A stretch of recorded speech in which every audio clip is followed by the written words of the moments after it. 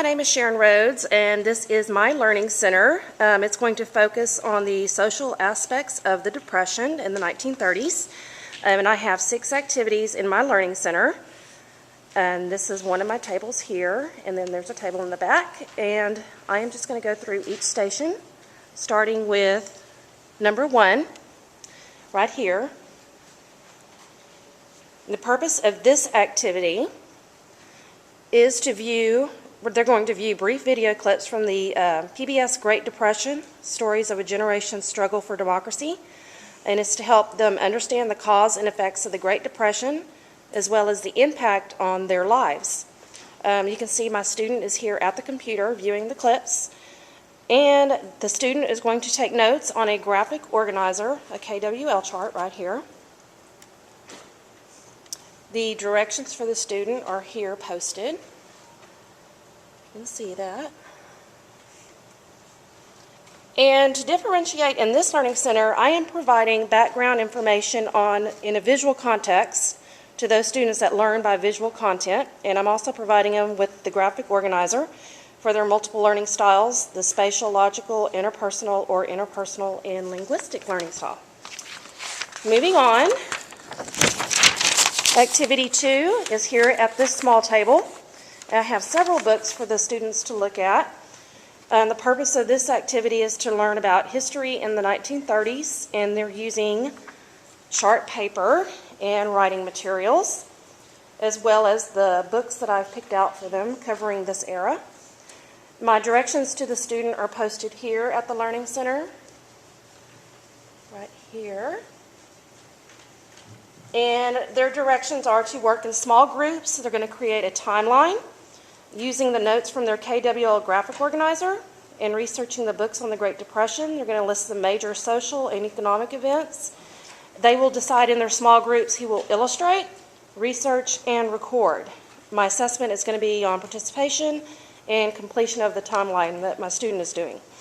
This activity differentiates by using a timeline, which helps with logical and spatial learning style. And it also offers a choice to the students that benefits them by completing a task by the choice of illustrating, researching, or recording.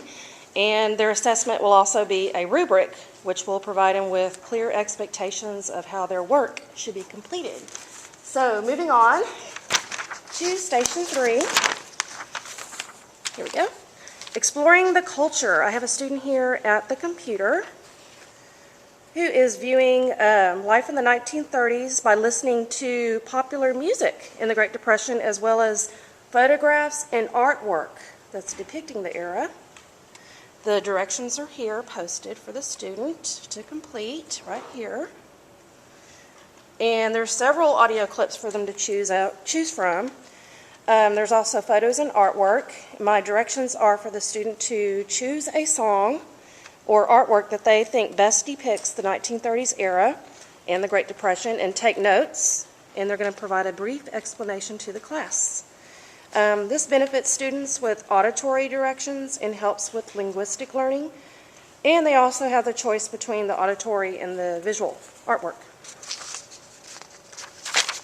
Moving on to Station 4. Sorry.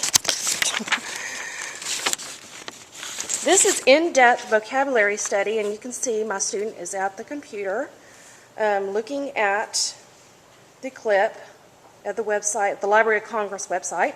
My student is using a Frayer vocabulary graphic organizer, which is a wonderful tool because it helps them with words within a larger context by defining the word, describing its characteristics, providing examples and non-examples.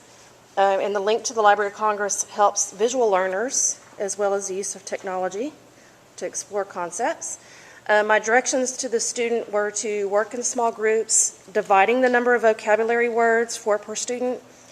And each student's going to complete a Frayer graphic organizer, giving their own definition of in their own words.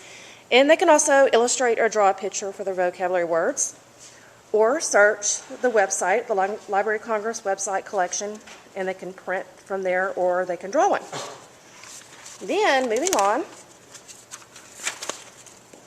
I have activity 5, which is over here at this small table. Here I have a student that is working with paper and writing materials. Their directions are to divide the piece of paper into 2 columns, labeling one what we need and the other one we want. They make a list of items, goods and services needed in order to survive, and items they would like to have. Using their imagination, they're going to provide for a family of 4.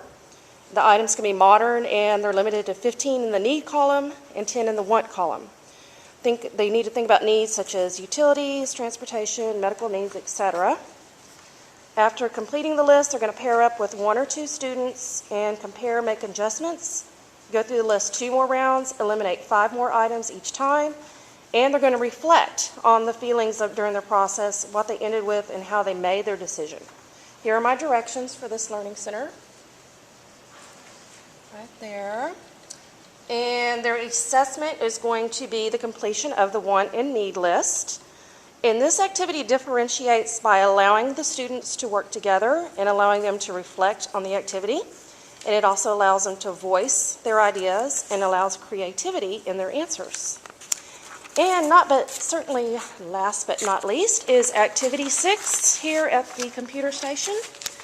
This student is learning about famous, infamous, and influential people in the Great Depression as a way of understanding their time. The directions are to pick from a list of people, a personality of the Great Depression that they want to research and do a presentation on. They want to research their backgrounds, research why they acted as they did, why they became a performer, and they're going to represent them either by creating a PowerPoint, a movie maker presentation, a written paper or story, or a performance such as a skit. And I have listed the website links here as well as the directions for this activity center. Their assessment is going to be their presentation. And this activity has audio links that helps with auditory and visual learners. It also provides them with choices on how to do their presentation. And some students may feel more comfortable doing a skit, for example, rather than a PowerPoint. Also, as well, the GT student will find that this can be a challenging activity. And that is it, all for my project. Thank you.